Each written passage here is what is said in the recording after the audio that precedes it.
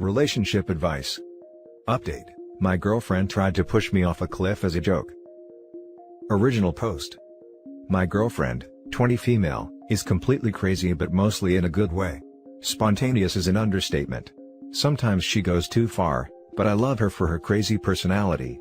I, 18 mil, am more relaxed and we balance each other out. Two recent incidents really freaked me out though, and I need advice. I was driving on the highway with a lot of traffic. We were going maybe 40 miles per hour. She suddenly started tickling me and wouldn't stop when I yelled at her. I jammed on the brake and someone almost hit us from behind. I asked her what the hell is wrong with her, but she just laughed about it and told me to chill. I said, "What would make you want to do that?" And she said, "I don't know, just felt like it." Then last Saturday I was hiking with her and I was standing near this steep cliff. I'm usually wary of her because you never know what she's going to do, even though it's usually just a prank or something. I let my guard down and she went behind me and pushed me towards the cliff and I swear I almost fell off. She did it hard and I ended up right at the edge. She was laughing so hard. I freaked out and started screaming at her, and I may have been out of line, but holy crap. She laughed about it at first, but then she started crying and saying she was so sorry. The next day she started texting me saying that she didn't mean any harm, and she just didn't know that I would get so mad at her for doing that. Am I crazy for even thinking about this? Is it possible she's just immature, and if I get back with her she'll be different? I'm kind of lonely and I really love her, but this really made me rethink the situation, because now I feel like she's legit crazy, not just fun crazy. Thanks for your advice. Now for the top advice before reading the update. Bruh. She tried to kill you. Twice. Then proceeded to laugh about it. The next time you might not be here to tell the story. Some things you can forgive, and some things you can still forgive but are obligated to walk away. You are obligated to walk away. Your girlfriend has a serious problem. Especially seeing you say she gave an allergic friend nuts because she thought was funny, is just frightening. This is not normal, this isn't even considered crazy personality. She has serious mental issues that need to be professionally addressed. I'd be worried she's a sociopath. She obviously enjoys endangering other people's life, to the point she keeps doing it over and over again. One day she will actually kill someone. A friend of mine died while camping when he tripped on a rock and fell off a cliff. He was an organ donor, and his body was so mangled that they couldn't even salvage his eyes. Cliffs are no joke. Crap, that sounds awful. I'm really sorry about your friend. And now for the update. I've been thinking a lot, and I decided that I'm ending my relationship with her. This isn't easy for me. It's hard because I've been with her for almost 2 years, but it's even harder, because now I feel a ton of guilt myself as I remembered things that I ignored, and how I was only worried about her after I became the victim. I mentioned that point in the other thread, but I feel even worse about it now. I know I was stubborn in the last thread, but I listened to everyone's advice very carefully. You all helped so much. When people brought up the sadism aspect, it sort of clicked. I don't know if it was stupidity or selfishness, but I didn't think of her that way until this week. I just ignored everything she did. I thought about some memories using this new perspective. I remember early this year, her dad got her a job at the front desk at this apartment complex. It's hard to explain this place, because it was sort of a luxury place and most apartments aren't like this, but I was there once or twice to pick her up, and I remember what the building looked like. There were a lot of older people living there, and right near the entrance of the building there was an elevator which only went up. Then there was the main elevator which was kind of far down a long hallway. She had to call that first elevator down after the person was approved to go into the building. One time me and her were smoking and just chilling talking about stuff.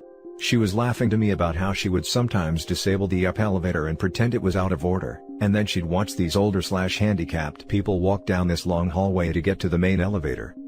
She got fired pretty quickly anyway, because she activated the fire alarm when there was no fire.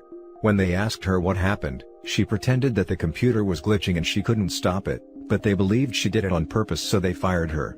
I'm sure some people could have been injured during the chaos.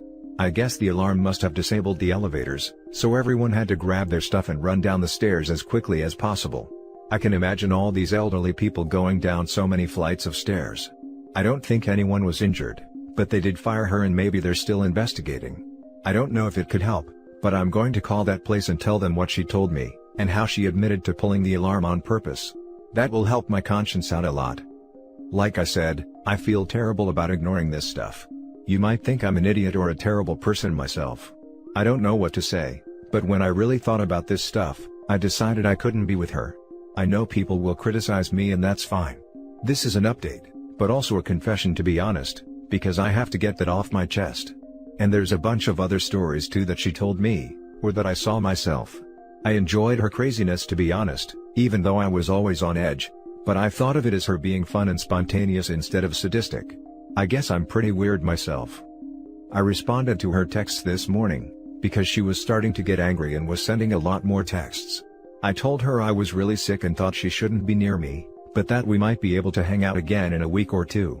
I said I wasn't mad at her anymore, and I just didn't respond because I was sick. I just told her that to get her off my back, and to give myself time to prepare for the breakup because I don't know how she's gonna react, and I want to be safe. For example, she has keys to my house and I'm living with other people including kids, so I want to change the locks, and make sure we're not tied together in any other ways before I do an official breakup. Do you think that's a smart idea? I could use any advice on the best way to do a breakup in this situation, because I'm kind of worried. Once again, thanks so much for all your advice last time and have a good day. Now for some top advice. I think that this girl is actually crazy, and you should do what you can to protect yourself. She sounds like a narcissist or sociopath.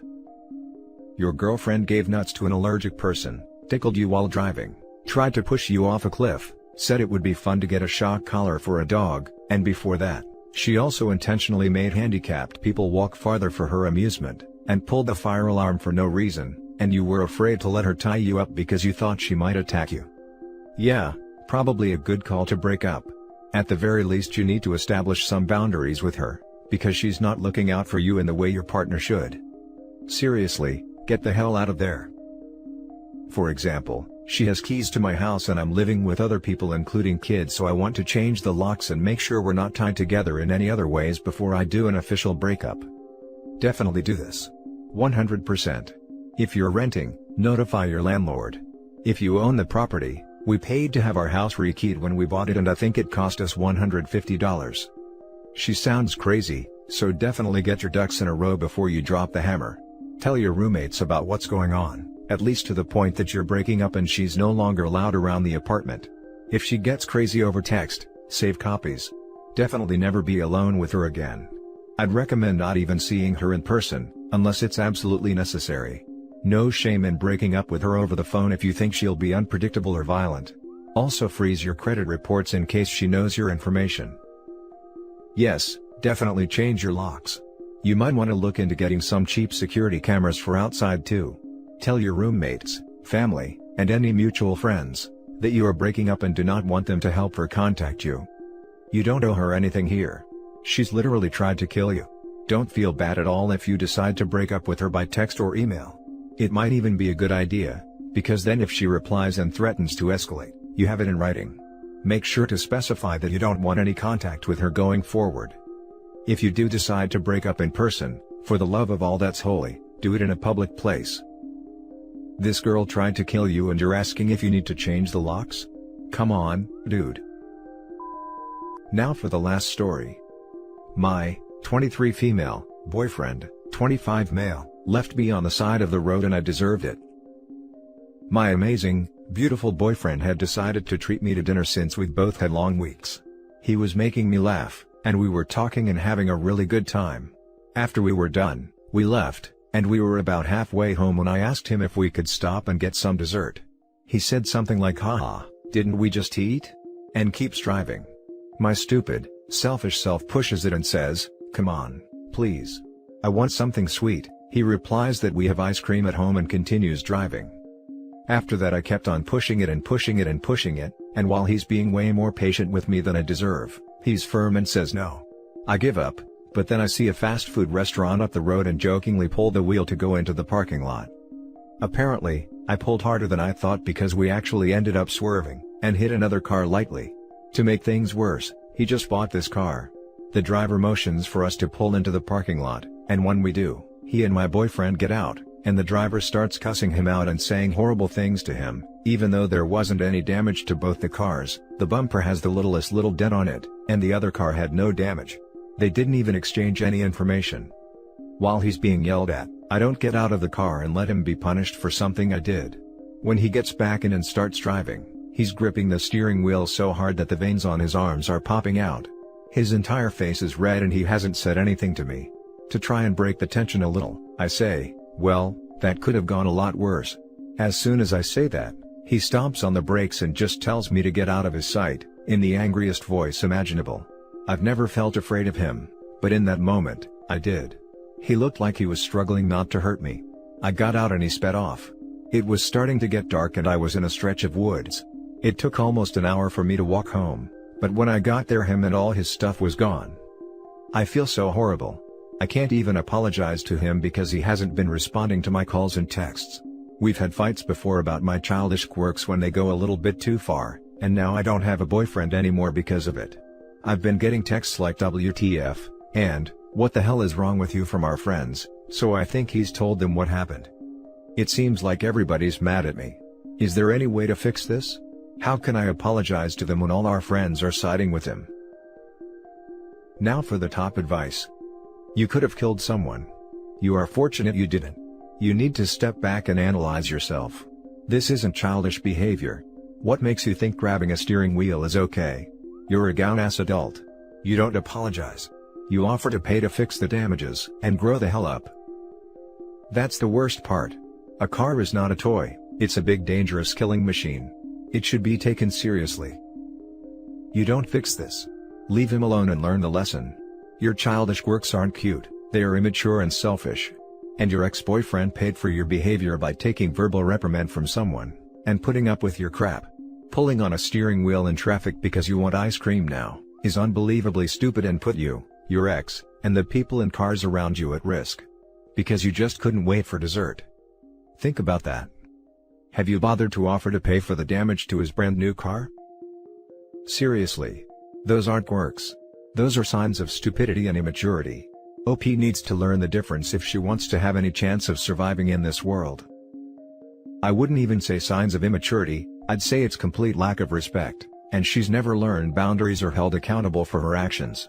Even when I was an immature 10-year-old, I knew not to jerk a steering wheel while someone was driving as that could result in death. We've had fights before about my childish quirks when they've gone too far.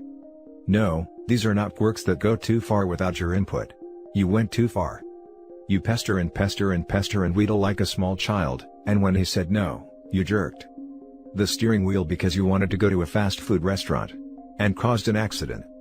Then, to lighten the mood, you minimized the seriousness of what you did, and instead of apologizing profusely, you said it could have been worse. I am willing to bet that all the way home, he was cursing ever being attracted to your cutesy quirks. You went too far. You don't have childish quirks, you are yourself, childish and thoughtless. Every day you are getting older, and every day your childish ways become less and less cute, and more of a giant red flag. I have kids, 6 and 10, they do stupid childish stuff all the time. I discipline them in hopes they don't do stupid childish stuff like this when they are older. This is not quirky, it's incredibly unattractive, and annoying. And that's it for this video guys. If you have thoughts to share, leave a comment below. Don't forget to hit like and subscribe if you like this content. I'll catch you in the next one. Good day everyone.